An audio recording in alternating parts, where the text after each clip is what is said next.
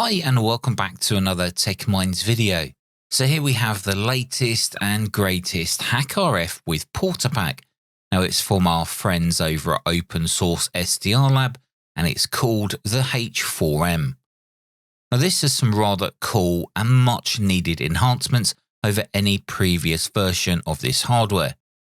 Now the first clue to one of the new changes is that it comes with a USB to USB-C cable. The white and black design on this new PortaPack really does make it feel like it's a cool, fun gadget to own. But not only does it now look cool, it has some serious new improvements, so let's go through them. So first up, there is now a true power on and off switch that actually disengages the battery when turned off. Now this is a massive improvement as the previous versions were essentially a soft power on and off, and after a period of time any internal battery would start to deplete. By having this true power switch, this eliminates that issue.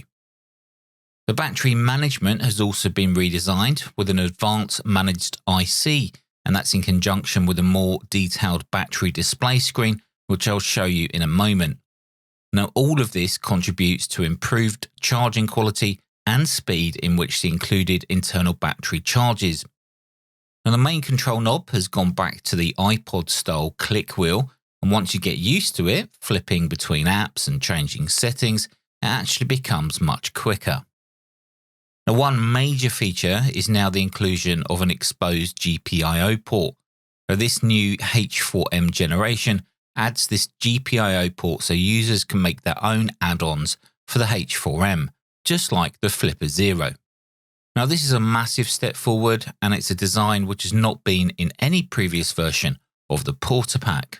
I'm actually quite excited to see what modules and apps people will now create. Now we have the ability to add them onto the side of the PortaPack extremely easy with no exposed wires.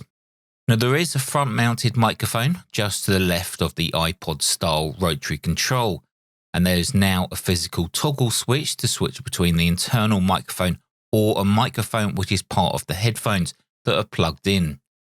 Now this makes it super quick to ensure that you're using the correct microphone if you're transmitting any voice audio using one of the preloaded applications. Now talking of microphones and headphones, this H4M will now automatically switch between headphones and the internal speaker once you plug the headphones into the H4M. Now this is also a feature which has not been seen on any previous versions of the PortaPack. Now you might be watching this video thinking, well, what the heck is a HackRF and a PortaPack? Well, for those of you that are wondering this, let me just quickly explain. Now the HackRF is an SDR receiver and transmitter. It covers from 1 MHz right up to 6 GHz, so that's a massive chunk of the radio spectrum that this can receive and transmit on. Normally, SDRs or software-defined radios would need to be connected to a computer and using special SDR software to convert all that digital IQ data to something that you can actually hear. However, the PortaPack is an add-on board which just sits on top of the HackRF, and it has built-in applications that you would normally run on a computer. Now this H4M combo comes with a HackRF and the new H4M PortaPack. It's battery operated, has an internal microphone and speaker, meaning you could literally use this anywhere. And the PortaPack runs on a special firmware called Mayhem, and the H4M come preloaded with the latest version of Mayhem at the time of making this video, and that's version 2.0.2. Now on one end of the H4M you would have noticed there's a micro SD card slot. Now I would highly recommend that you head over to the Mayhem GitHub page and download the SD card files. Simply format a micro SD card with FAT32 and then copy the contents of that zip archive to the root folder of the SD card like this. Then just pop the SD card into the H4M and you're good to go. Now the SD card contains some files that some of the apps will need to run correctly, like maps, etc. Now once powered on, you'll be presented with this screen, but if you use the outer ring of the rotary control to navigate to the battery icon, which is located on the top title row, and then press the center button, you'll open the battery status page. Now this shows some really useful information, such as the charge level, the current state, and even how many charge cycles the batteries had. If you plug the supplied USB-C cable into the bottom USB-C port and then the other end into something like a mobile phone charger or even a computer, you'll notice that the charge status will change to charging. Now, other useful information such as time left to charge and battery voltage is also displayed. So this is a neat way of keeping an eye on the H4M's internal battery. Now, this video is not intended to cover all of the features of Mayhem, but I will show you some of the cool apps that you might want to see just to get your toes wet. Now, from the main menu, I'll select Receive. Now, this will take us to the page which shows all of the receive-only applications that are installed on the H4M as part of Mayhem. Of course, we're not going to be able to receive anything without an antenna. The standard bundle does come with this short telescopic antenna, and it simply attaches to the antenna port which is on the top of the H4M, which is actually part of the HackRF itself. The first app I'll show you will be the weather app, and what this does is receive packets of data around the ISM band, which is around 434 MHz here in the UK. This will decode any weather stations that are in the area and broadcasting their weather data over RF. Now, I'm doing this demonstration indoors, and it's possible I won't receive anything inside. So to improve my chances, I'll use this antenna, which is another antenna that is available as part of the H4M bundle. Now, this antenna has a magnetic base and it comes with a length of coax, so you can position the antenna away from the H4M. So for this example, I'll just put it out on my window ledge outside. Now, back into the weather app, and we can see that some local weather stations are being received and decoded. Their data consists of temperature and humidity, and that's now all being shown on the screen in a list format. Now, if you don't receive anything after a while, then you may need to adjust the LNA or VGA settings, or even turn on or off the receive amplifier. Now, these are the values that are located to the right of the frequency on the second line down from the top. Another receive-only app is POCSAG, which is in fact a pager receiver and decoder app. Now, assuming that you have the correct frequency set, any POCSAG messages that are received will be decoded and displayed on screen like this. But be careful with this, as some of the messages can be extremely private and not meant for your eyes. Now, let's also take a look at the ADS-B app. Now, this allows you to receive packets of data which are being transmitted from aircraft as they fly overhead. In fact, with a decent antenna, you could receive aircraft positions from miles away, but again, that depends on the antenna, as these transmissions are on 1.09 GHz. Now, this is where the map files are used that we loaded onto the SD card earlier on. You can drill down to specific aircraft and have their location actually show on a map.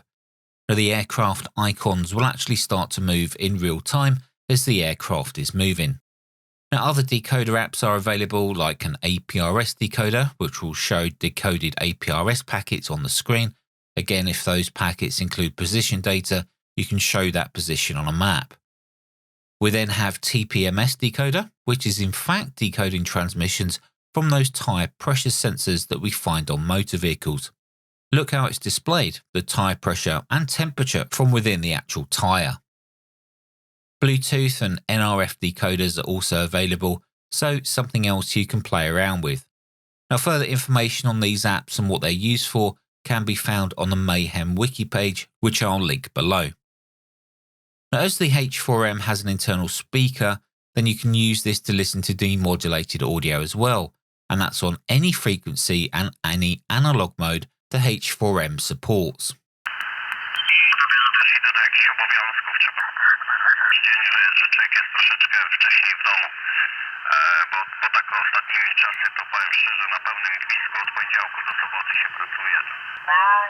Papa Alpha 0 HL me. Papa Alpha 0 Hotel Lima Victor is correct? Петр Первый, это был давно на Филадельфии, в Воронеж он ехал на своей колеснице и застрял. £32.5 million. Own it, rent it, doesn't matter. So come and join the door sensation that's sweeping the nation. Sign up before midnight on the 1st of December and get your door in the draw. People's Disco Lottery manage lotteries on behalf of good causes. 18 plus conditions apply. Play responsibly. Not available in Northern Ireland. If you've lost £3,000 or more to it. Now, the HackRF can be accessed from a computer, so you can use popular SDR software like SDR Angel, SDR Sharp, and SDR++. But first, you need to bypass the PortaPack, and to do this, you simply press and confirm the HackRF button on the lower right of the main screen. Now, when it comes to transmitting, there are a ton of preloaded applications that come with the Mayhem firmware. Now, you really do need to be careful with some of these, as it could be potentially highly illegal to transmit what these apps are offering, depending on your country, of course. Obviously, if you're using this in a scientific manner in the correct environment, then you're probably okay. But one app that I can show you transmitting, and that's the audio transmitter, essentially turning the H4M into a handheld multi-mode transmitter that covers from 1 MHz to 6 GHz. Now, these following examples are of me transmitting using the HackRF with the internal mic, and then receiving using another SDR receiver on my computer. This is M0DQW testing, M0DQW testing, transmitting from the HackRF using the internal mic, M0DQW. Testing 1, 2, 3, 4, 5, this is M0DQW, testing upper sideband transmitting from the HackRF using the internal microphone. This is M0DQW test. Now, there is a ton more things that this little beauty can do, so I really suggest that you get yourself one of these if you haven't already. In fact, if you already own a HackRF with PortaPack, but you do not have this H4M version, well, get this as well. The hardware improvements made in this version, in my opinion, is worth the upgrade expense.